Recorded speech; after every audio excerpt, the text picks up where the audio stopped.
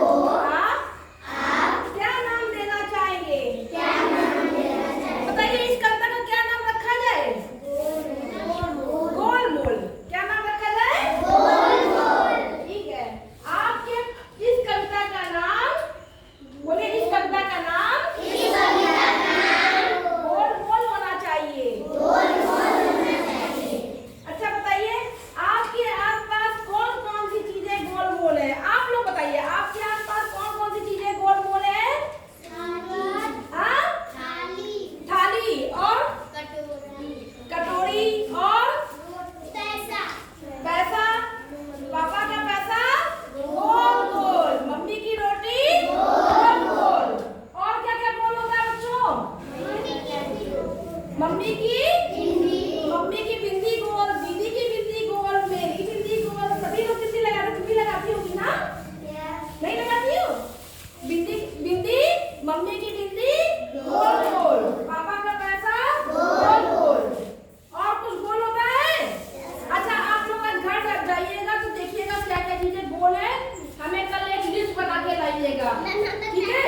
हाँ बताइए। लड्डू गोल होता है। हमको कितने बच्चे कल लिस्ट बना के लाएंगे? जो अपने घर जाइएगा, स्कूल में भी देखिएगा।